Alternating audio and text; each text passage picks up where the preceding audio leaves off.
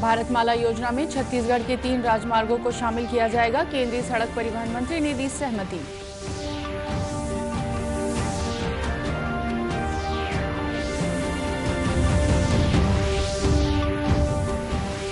बिलासपुर और दिल्ली के बीच जल्द शुरू होगी हवाई सेवा। केंद्रीय विमानन मंत्री हरदीप सिंह पुरी ने की घोषणा।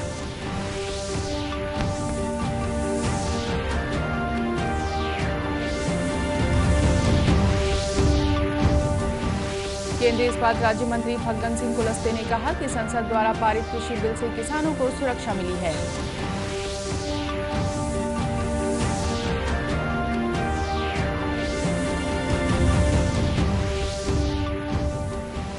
और छत्तीसगढ़ सशस्त्र बल के अच्छा कार्य करने वाले कंपनी और प्लाटून कमांडर को किया जाएगा सम्मानित। सेनानी सम्मेलन में डीजीपी ने दी जानकारी।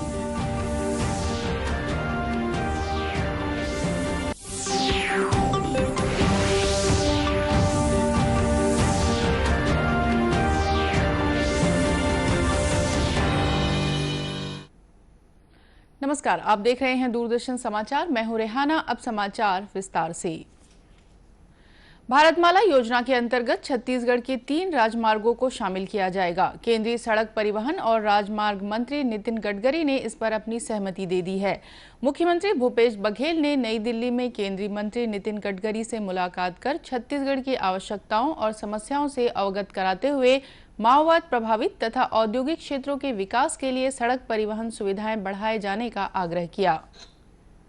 मुख्यमंत्री ने छत्तीसगढ़ में राष्ट्रीय राजमार्गों तथा सैद्धांतिक राष्ट्रीय राजमार्गों के चौड़ीकरण, उन्नयन, पुनर्निर्माण के लिए प्रस्तावित कार्यों को अनुमति देने के साथ ही भारतमाला योजना के अंतर्गत 3 राजमार्गों को शामिल करने की भी मांग की।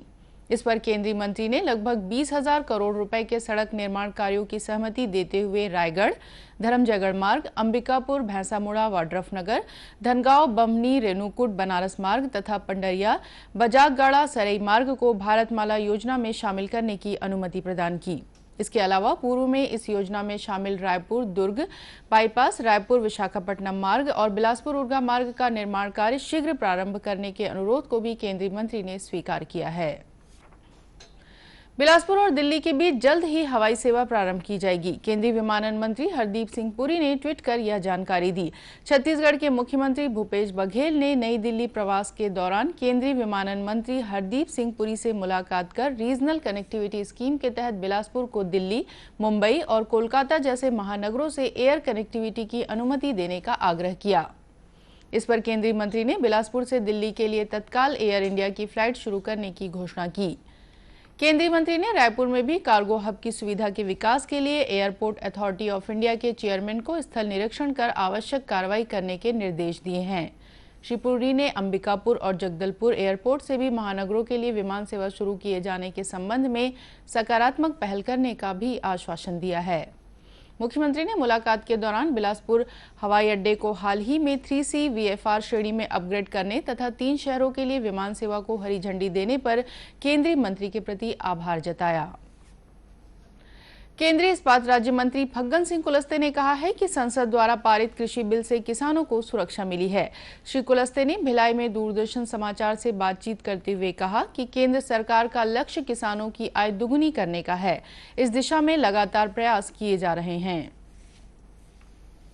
आज इस बिल से किसानों को प्रोटेक्शन मिला है, किसान की स्वतंत्रता है। मंडियों में जो एक प्रकार की मोनोपोली होती थी वो हमने फ्री कर दिया। एक दूसरे राज्य में जहां पर किसानों को ज़्यादा से ज़्यादा रेट मिल सकता है वहां वो अपने अनाज को बेच सकता है। इस प्रकार की सुविधाएं किसान को हमने कुल मिलाकर के प्रोटेक्शन दिया है और इसमें कहीं किसी प्रकार का विषय नहीं। हमारा जो लक्ष्य है कि किसान की आय बढ़े और इसीलिए हम किसान की आय 2 गुना करने का ये जो टारगेट हमने रखा है और इसमें कई तरह के प्रयास हमने किया है, उसका एक उदाहरण ये आपने देखा होगा। केंद्रीय राज्य मंत्री ने कहा कि भारत विश्व में इस्पात उत्पादन में दूसरे स्थान पर पहुंच गया है। केंद्र सरकार ने देश में 300 मिलियन टन इस्पात उत्पादन का लक्ष्य रखा है। इसे ध्यान में रखते हुए भिलाई इस्पात संयंत्र का 7 मिलियन टन विस्तार किया गया है। उन्होंने कहा कि कोरोना काल में भी इस्पात संयंत्र बंद नहीं हुए और उत्पादन में बढ़ोतरी हुई है। आपको ध्यान में होगा कि सारे दुनिया के उद्योग धंधे बंद हो गए, रास्ता बंद हो गए, जहाज बंद हो गए, ट्रेन बंद हो गए, परंतु इस्पात के क्षेत्र में ये उद्योग बंद नहीं हुए, घाटा हमको हुआ, परंतु अभी इसके बाद आज इस्पात क्षेत्र में काफ़ी बढ़ोतरी हो रही है। आज हम जहाँ भी जिस प्लांट के अंदर देखेंगे तो हमने उत्पादन में बढ़ोतरी किया है और प्रॉफिट में जा रहे हैं हम। एक बहुत बड़ी उपलब्धि है इस इस्पात क्षेत्र की, ये एक विशेषता बनी है इसमें। केंद्रीय राज्य मंत्री ने भिलाई इस्पात संयंत्र के पावर और ब्लोइंग स्टेशन 1 के बॉयलर क्रमांक 7 का लोकार्पण किया और संयंत्र के प्रथम ब्लास्ट फर्नेस के 62वें वर्षगांठ समारोह में शामिल हुए। इधर राजधानी रायपुर में राजभवन पहुंचकर श्री कुलस्ते ने राज्यपाल अनुसुईया उइके से भी सौजन्य मुलाकात की। देश में कोविड टीका लगवाने वालों की संख्या 45,93,000 से अधिक हो गई है। केंद्रीय स्वास्थ्य सचिव राजेश भूषण ने बताया कि देश में निजी क्षेत्र के 1,239 और सार्वजनिक क्षेत्र के 5,912 स्वास्थ्य केंद्रों पर टीकाकरण किया जा रहा है। इस समय इलाज करा रहे मरीजों की संख्या 1,60,000 से कम है, जबकि कोविड से स्वस्थ होने की दर 97.13% हो गई है। केंद्रीय स्वास्थ्य सचिव ने बताया कि रोजाना संक्रमित हो रहे लोगों की संख्या भी लगातार कम हो रही है और दैनिक मृत्यु के आंकड़े भी लगातार घट रहे हैं। इधर छत्तीसगढ़ में भी कोरोना टीका लगवाने वालों की संख्या 1,31,000 से अधिक हो गई है। प्रदेश में 2,67,000 से अधिक स्वास्थ्य कर्मियों को कोरोना टीका लगाने का लक्ष्य रखा गया है। उल्लेखनीय है कि प्रदेश में वर्तमान में कोरोना संक्रमित मरीजों की संख्या 3,06,000 से अधिक हो गई है। वर्तमान में लगभग 4,000 सक्रिय मरीजों का इलाज विभिन्न अस्पतालों और होम आइसोलेशन में चल रहा है। खबरों का सिलसिला आगे भी जारी रहेगा। फिलहाल वक्त है एक छोटे से ब्रेक का।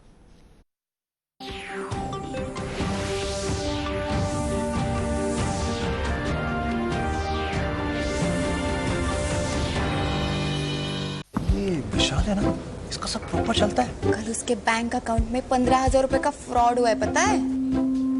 इसको तो कोई टेंशन ही नहीं होती है। देखना। टेंशन क्यों? मेरी कोई गलती नहीं थी। फिर भी फ्रॉड होने पर मैंने तुरंत बैंक को इन्फॉर्म कर दिया। आरबीआई कहता है अगर आपके अकाउंट से किसी ने धोखे से पैसे निकाले हैं तो बैंक को जल्द से जल्द इन्फॉर्म कीजिए। 3 दिन के अंदर इन्फॉर्म किया तो कोई नुकसान नहीं होगा। जितना लेट करोगे उतना ज्यादा नुकसान। और सुन, सब चलता नहीं है, प्रॉपर चलाना पड़ता है। आरबीआई कहता है जानकार बनिए, सतर्क रहिए।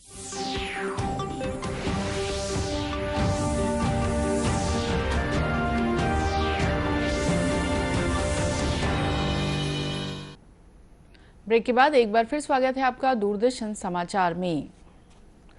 छत्तीसगढ़ सशस्त्र बल सेनानी सम्मेलन का आयोजन नवा रायपुर अटल नगर स्थित पुलिस मुख्यालय में किया गया। इस अवसर पर पुलिस महानिदेशक डीएम अवस्थी ने कहा कि छत्तीसगढ़ सशस्त्र बल का प्रत्येक जवान और सेनानी बहुत ही बहादुरी से काम कर रहे हैं। विपरीत परिस्थितियों में घर से दूर रहते हुए जवान साहस के साथ डटे हुए हैं। सभी बटालियन के सेनानी अभिनव कार्य भी कर रहे हैं, जिससे जवानों में कार्य के प्रति उत्साह बना रहता है। सम्मेलन में सभी बटालियन के सेनानी शामिल हुए और उन्होंने अपनी मांगें रखी। डीजीपी ने सेनानियों को उनकी मांगों को पूरा करने का भरोसा दिलाया और कहा कि छत्तीसगढ़ पुलिस जवानों को सभी बुनियादी सुविधाएं उपलब्ध कराएगी। डीजीपी ने कहा कि सभी कमांडेंट अपनी कंपनी में अच्छा कार्य करने वाले कंपनी और प्लाटून कमांडर के नाम भेजें, उन्हें रायपुर बुलाकर सम्मानित किया जाएगा। श्री अवस्थी ने कहा कि शराब की लत में फंस चुके जवानों के जीवन और परिवार को बचाने के लिए रायपुर में विशेष कैंप लगाए जाएंगे, जहां विशेषज्ञों द्वारा उनकी नशे की आदत को छुड़ाने का प्रयास किया जाएगा। वहीं डीजीपी ने समाधान कार्यक्रम में कोरबा जिले के पसान थाना के प्रभारी अभय सिंह की शिकायत मिलने पर उन्हें तत्काल प्रभाव से निलंबित कर दिया है। पसान थाना क्षेत्र के एक व्यक्ति ने समाधान कार्यक्रम के व्हाट्सएप नंबर पर शिकायत की थी कि दहेज प्रताड़ना से उसकी बहन की मौत के 11 माह बाद भी पुलिस एफआईआर दर्ज नहीं कर रही है। इस पर डीजीपी ने कोरबा एएसपी से जानकारी ली और पसान थाना प्रभारी को निलंबित करने के आदेश जारी कर दिए। राजधानी रायपुर के महंत घासीदास संग्रहालय परिसर स्थित सभागार में छत्तीसगढ़ में राम मूर्त और अमूर्त स्वरूप विषय पर 3 दिवसीय राष्ट्रीय संगोष्ठी का आयोजन किया जा रहा है। 7 फरवरी तक आयोजित इस संगोष्ठी का आज उद्घाटन हुआ। संगोष्ठी में छत्तीसगढ़ सहित देश के विशेषज्ञ, पुरातत्वविद, इतिहासकार और साहित्यकार शामिल हो रहे हैं। श्री राम सांस्कृतिक शोध संस्थान न्यास के महामंत्री प्रबंध न्यासी और शोधकर्ता डॉक्टर राम अवतार शर्मा ने दूरदर्शन समाचार से चर्चा करते हुए कहा कि भगवान श्री राम मूर्त और अमूर्त रूप में सबसे अधिक समय तक छत्तीसगढ़ में रहे। श्री राम वनगमन पथ सांस्कृतिक धरोहर है। इसे पर्यटन की दृष्टि से विकसित किए जाने से प्रदेश को बड़ा लाभ होगा और रोजगार के अवसर भी पैदा होंगे।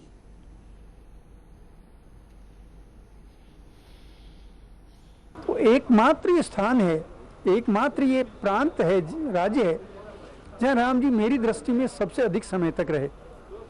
सबसे अधिक नदियों के किनारे राम जी यहाँ घूमे, सबसे अधिक ऋषि यहाँ थे, सबसे अधिक ऋषि मंडल यहाँ थे। और बहुत अच्छी बात यह है कि राम जी ने जिन वनवासी जातियों को संगठित किया, एकत्रित किया, उनको जीने का तरीका सिखाया, सबसे अधिक संख्या में और विभिन्नता में जितने छत्तीसगढ़ में है उतने कहीं भी नहीं है।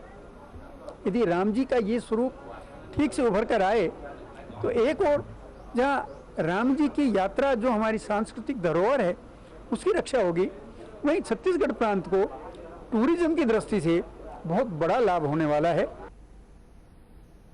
छत्तीसगढ़ खादी तथा ग्रामोद्योग बोर्ड के अध्यक्ष राजेंद्र तिवारी ने कहा कि राम वनगमन पथ से जनभावना जुड़ी हुई है। इसे और अधिक प्रचारित और प्रसारित करने की जरूरत है।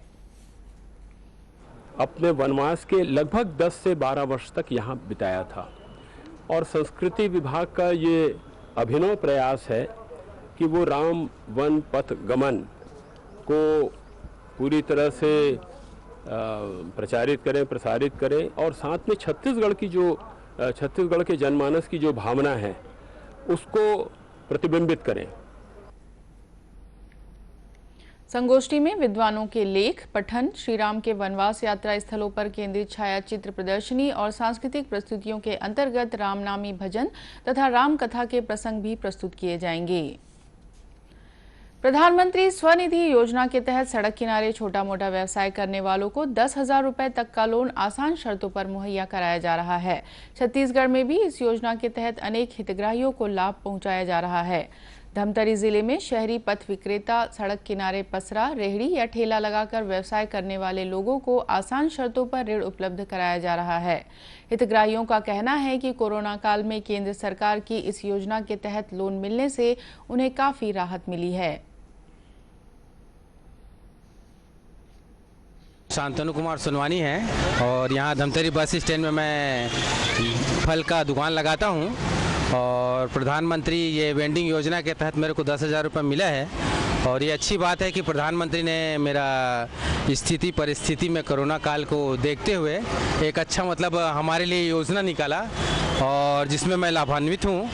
और क्या बोलते हैं, जैसे मैं फॉर्म जमा किया वहाँ नगर पालिका में और दूसरे तीसरे दिन मेरा लोन पास हो गया वहाँ से। नगर पालिक निगम धमतरी में राष्ट्रीय शहरी आजीविका मिशन के मैनेजर विमल कुमार ने बताया कि जिले में इस योजना के तहत अब तक 619 हितग्राहियों का लोन बैंकों द्वारा स्वीकृत किया जा चुका है। इस योजना के तहत ऋण केवल 1 साल के लिए दिया जाता है। इसमें हितग्राहियों को ब्याज अनुदान दिए जाने का भी प्रावधान है। और अंत में मुख्य समाचार एक बार फिर। भारतमाला योजना में छत्तीसगढ़ के 3 राजमार्गों को शामिल किया जाएगा। केंद्रीय सड़क परिवहन मंत्री ने दी सहमति।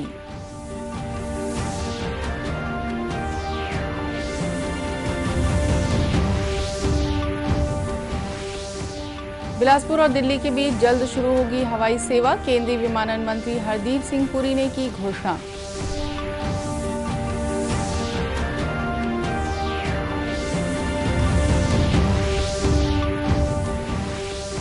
केंद्रीय इस्पात राज्य मंत्री फग्गन सिंह कुलस्ते ने कहा कि संसद द्वारा पारित कृषि बिल से किसानों को सुरक्षा मिली है।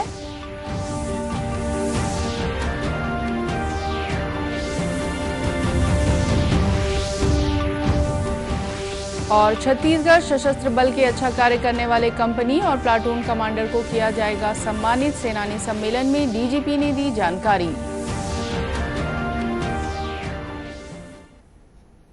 कोरोना से बचाव के लिए मास्क, सैनिटाइजर के साथ ही सोशल डिस्टेंसिंग का भी पालन करें। कोरोना को हराना है, मास्क जरूर लगाना है। इसी के साथ ये समाचार बुलेटिन समाप्त हुआ। नमस्कार।